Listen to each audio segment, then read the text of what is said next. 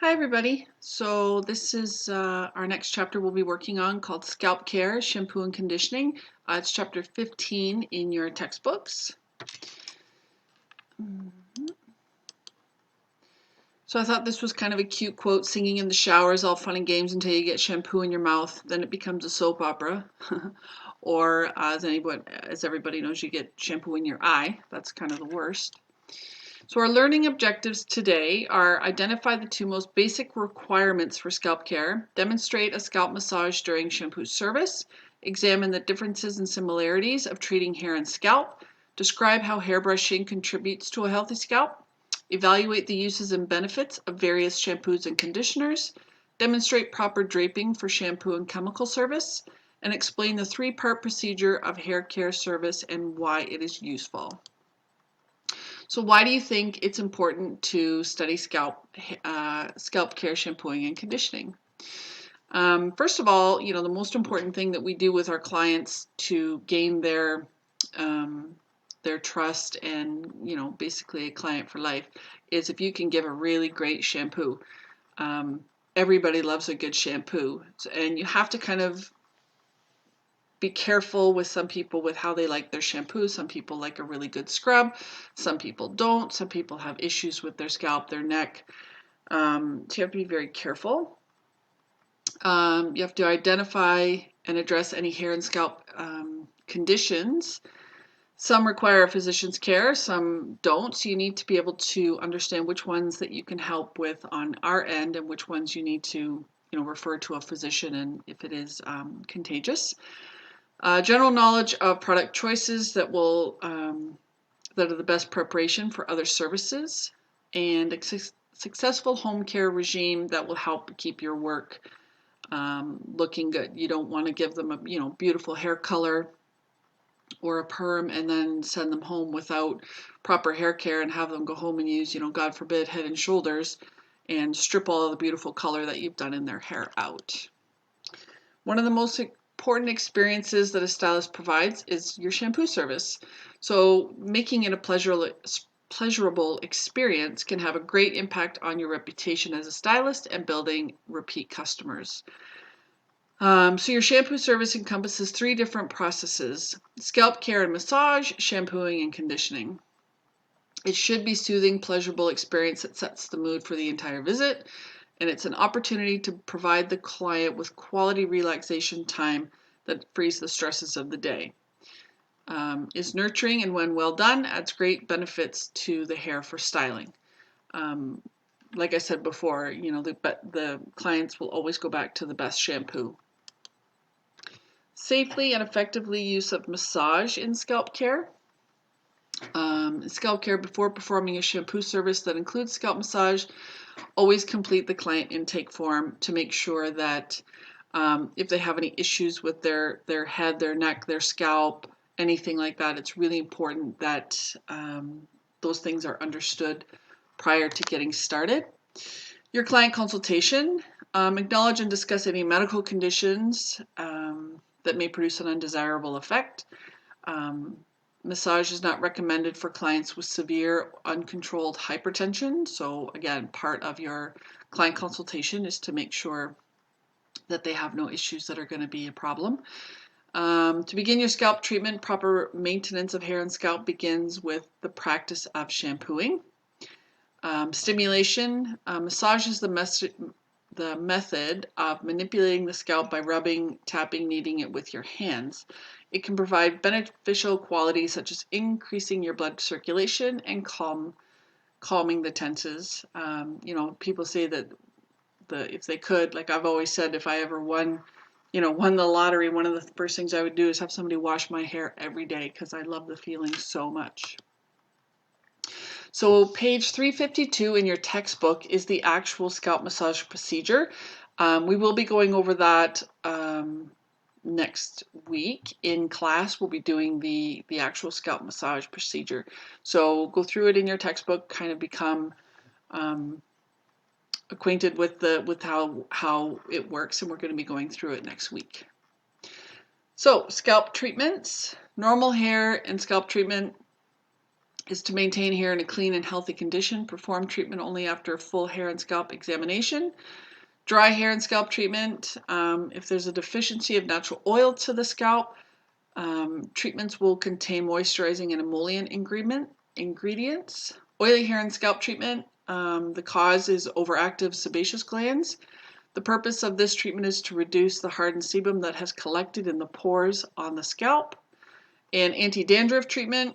The cause is a fungus called Malassezia. The purpose is to suppress the growth of Malassezia and loosen the scalp scales. Again, so when you're doing your, having a look at your client's head during your consultation, these are the things that you're going to be looking for. Anything that doesn't look like a normal, healthy scalp. Do we need to worry about, do they have dry scalp? Do they have really oily scalp? Do they have dandruff? Do they have, because a lot of people actually think that they have dandruff when it's really just dry scalp. And all it is that their scalp has been dried out from, usually it's over shampooing their hair and not allowing their own natural oils to come back to the scalp. So it's really important to understand the difference of dandruff and dry scalp so that you're able to explain that to your clients. So the types of hair brushes that we use, everybody kind of has their favorites. For me, I like to brush through the hair, a big paddle brush that has, or even something like this. This is kind of my new favorite brush. This is a wet brush, which you use after you shampoo the hair. But what you want to make sure is that whatever brush that you pick, that the bristles actually get right through to the scalp. Really important. But again, I like a paddle brush myself for combing out or brushing after the hair has been dried. My favorite for doing updos and for shine is a natural bristle brush. Again, the type of hair that you're dealing with kind of dictates the brush that you're going to use. So they have a paddle brush, a teasing brush, a synthetic bristle brush, round brush, a vent brush, natural bristle, round, detangling, and mixed bristle. Mixed bristle is considered like a brush like this that has the plastic and also has natural boar bristle inside it as well. Hair brushing exceptions. So these are the things where you would not use a good hair brushing prior to washing the hair.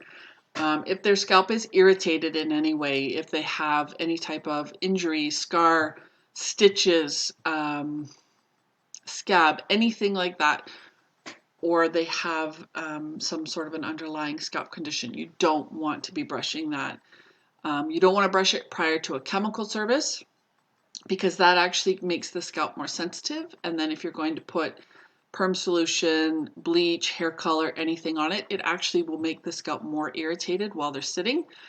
Prior to or after hair color procedures, obviously, same as what I just explained.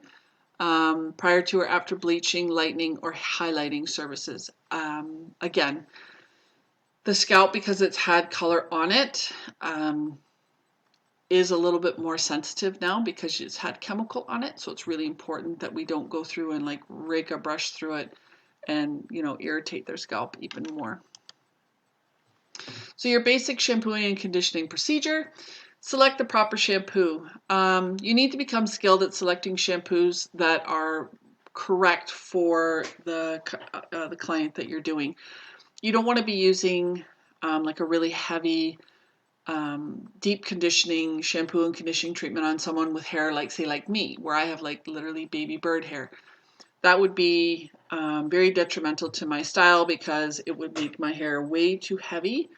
I wouldn't get any body out of it, and it would be extremely greasy after one day.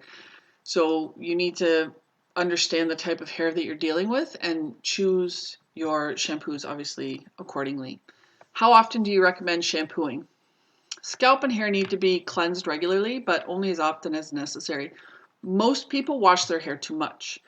Anyone that washes their hair every single day, unless you work in a job that you need to wash your hair every day, it's too much. Most people can go every other day. I have some clients that can go a week. It all depends. I find that people that wash their hair too much, those are people that have the biggest complaints about dry scalp. Excessive shampooing strips the hair of its protective oil or the sebum, which helps protect the scalp and the hair cuticle. Hair type, again, makes a difference on the type of shampoo and conditioner that you use. Is it dry, oily, normal, or chemically treated? Some hair being more oily at the root, but chemically treated and being like totally dried out at the ends. You have to kind of take that into consideration as how are you going to do it. So you'd concentrate more with the shampoo on the scalp area and then pick your conditioner based on the ends. Hair condition. Some clients have multiple conditions that may need products to address various concerns. Again, like I said, they have like oily scalp and then totally dried out ends. Home maintenance. Inappropriate products at home can diminish the quality of the hair service. We've all seen people that, you've done beautiful hair color, they come back and they've used, horrible cheapy dollar store shampoo and all your color has been washed out. And it just looks terrible. So it's really important to educate your clients on the important things that they have to use in order to keep the color, maintain the color, the way that their hair looks. All that is really comes down to their home maintenance. The pH scale, we've all heard of the pH scale. So what that is the amount of hydrogen in a solution is measured on a logarithmic scale ranging from 0 to 14. The higher the alkalinity, the stronger and harsher the shampoo, which can leave the hair dry and brittle. As an example, like a clarifying shampoo has a higher pH, which means it's stronger. A shampoo you wouldn't want to use on a regular basis. That's a shampoo that we use prior to specific treatments to kind of get all the yucky stuff out of the hair. So when you're looking at the pH scale, 0 is very on the acidic side, 14 very high on the alkaline side, pH of 7 is neutral. The chemistry of water. So water is the universal solvent, which means it is capable of dissolving more substances than any other solvent. Purification. So fresh water from lakes needs to be purified prior to domestic use. Lake water is great, but you wouldn't want to use it, you wouldn't want to drink it because it's got a lot of minerals and stuff in it. Sedimentation is a treatment that causes matter inside the water to sink to the bottom. So if you've ever taken a glass of water and sort of left it for a while and then you see like a little something in the bottom, that's called sedimentation. Filtration, think of like a Brita. So it's passing through a porous substance, removes suspended organic material. So a Brita, you sort of pour your house water into it, say from the tap. It goes through a filter, which filters out all the yucky stuff, and you end up with filtered water. Chlorine added. Again, most people who have town water have chlorine added to their water supply, and that is to kill bacteria. So depending on where you live, some people have more of a chlorine smell to their water than others. Chlorine is added to most town water. Boiling point. Most people know 100 degrees Celsius is the boiling point of water, and it destroys most microbes. So when you hear like a water boiling advisory on the radio or on the news for a specific area, that's because they've got a higher than normal microbe count and they need to kill that, which means you need to boil the water before you use it for anything like to cook, to drink, to brush your teeth, anything like that. Distillation is heating water to become a vapor, then condensing the vapor and collect it as a liquid. So basically you're killing everything in that water. Distilled water is something that you use when you feed babies because it's the cleanest water, because you've basically boiled everything out of it till it becomes steam or a vapor, and then you take all that vapor and you condense it back into a liquid, and that's distilled water. Soft water is chemically softened with small amounts of minerals to allow shampoo and soap to lather easily. If you have a water softener in your house, you know exactly what soft water does. It makes your soap really soapy. It makes your shampoo really, lathery. When you don't have a water softener and you have hard water, the difference is hard water contains a lot of minerals, and it makes your shampoo and soap not lather so much. It feels like it leaves a bit of a film on your skin. Hard water marks, you see it in toilets and sinks and showers. It leaves a little bit more because of the amount of the minerals that are inside hard water. And depending on where you live, the harder the water. The chemistry of shampoo. So how shampoo works. Shampoos contain a surfactant, which is used to remove oil from the hair. Surfactant is a two-part molecule. One is water-loving, which is called hydrophilic, and one is oil-loving, which is lipophilic. Surfactant causes oil to roll up into little droplets, which are lifted into water and washed away. So in your PowerPoint, there's like a little picture there of what lipophilic and hydrophilic. Water is the main ingredient, but it is deionized water. Water is usually the first ingredient listed, which indicates that the shampoo contains more water than anything else. Anything that you look at that has an ingredients list, the thing that's very first on the list is the thing that is included, has the highest amount of in. So if you look at the back of a bottle of shampoo, usually water is the number one ingredient because it's the number one, it's the most of the ingredients in that. All other ingredients are listed in descending order according to the percentage of each ingredient. Types of shampoos. There's a lot of types of shampoos. There's pH balanced, conditioning, medicated, clarifying, balancing, strengthening, dry, sulfate-free, shampoo for thinning hair, neutralizing, color-enhancing, shampoo with added keratin. Again, it's really important that you understand, first of all, the salon that you work at, the shampoo and conditioner line that your salon uses. As an example, where I used to work, we had Redken. And Redken's line was very specific to different types of hair. And so it was really important to understand the different types of shampoos as per your client. And going down this list, strengthening shampoo, would be for someone like me who has, like I said, a little baby bird hair. Color enhancing shampoo, someone that, maybe their color seems to fade a lot.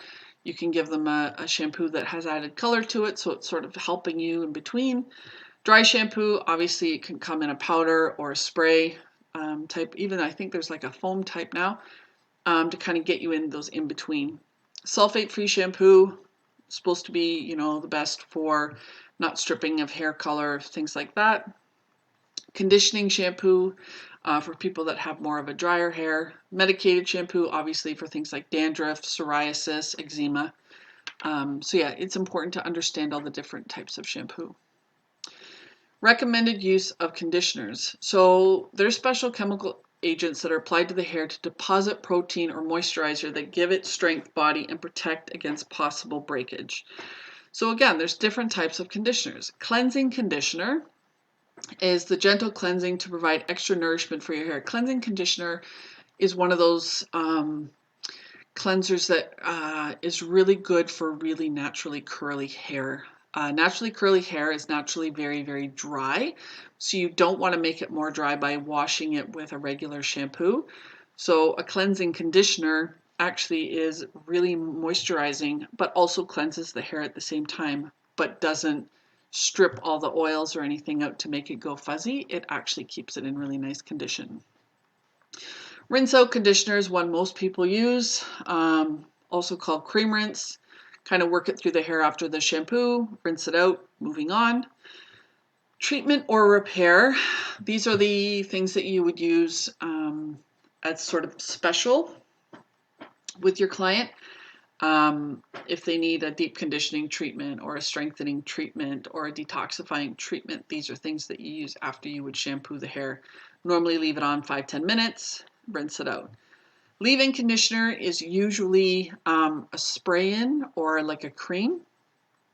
You put it in after you towel dry the hair, spray it in or massage it through, and then brush the hair out. Really good for people that have issues with tangles in their hair, for combing things out, or if people have hair that kind of gets out of away from them. I find it actually helps keep curls nice because it keeps that conditioning in after you've rinsed the other one out. Formulation of conditioner. So when you're thinking about the hair cuticle, obviously, a nice healthy cuticle, all the little, all the cuticle is like nice and flat and the hair looks shiny, but as soon as you start to ruffle the cuticle layer with hair color, blow drying, flat ironing, chemical texture service, whatever you're doing, you start to rustle or ruffle that cuticle. And so silicone and moisture binding humectants, these substances absorb moisture and promote the retention of moisture, which means they kind of hold moisture in the hair. Protein conditioners are designed to penetrate the cortex and reinforce the hair shaft from within to temporarily reconstruct the hair. And deep conditioning treatments are masks that are chemical mixtures of concentrated protein and a very heavy cream base. They penetrate several cuticle layers and are chosen when trying to equalize porosity. So equalizing porosity means if you're trying to do any type of chemical service, whether it be perm or color, if you don't have equal porosity, the hair color is not going to take the same all the way down the shaft. The perm curl isn't going to take the same all the way down the shaft unless you have equal porosity all the way from root to end. So it's really important to make sure that you have that. Professional draping. So it's so important to make sure that you drape your client appropriately for the service that you are about to give. There's nothing worse than having a wet shirt, wet neck, wet clothes after either a shampoo service or color service, or God forbid you get color or perm solution on their clothing and you can't, and then that doesn't come out. So it's really important to make sure that we protect our clients, and with our draping, that's the way that we do it. So when you're draping for a shampoo, always use a cape and a towel. Again, we'll be going over all the draping procedures, but I've listed the textbook numbers here so you can actually kind of go over them before we actually start doing them in class. And there is a difference between a shampoo draping and a chemical service draping. This one's used for clients who are having chemical service, such as color, permanent wave, or chemical relaxing. We have to do a more intense draping to protect their skin, their clothes, and everything. It's a totally different procedure. That being said, so if you can finish your shampoo bottle at the same time as your conditioner, you are obviously truly gifted. I don't know very many people that can finish both bottles at the exact same time, but if you can, congratulations. I always think that I like to leave things with a bit of a funny note. So in your theory workbook, please complete your questions 1 to 176 for next week. Again, go over the procedures for scalp massage and your draping. Those are two of the things we'll be going over in class next week. And if you have any questions, you can send me an email. And also I will be making the test available for you on Sunday. Okay, have a great week, everybody.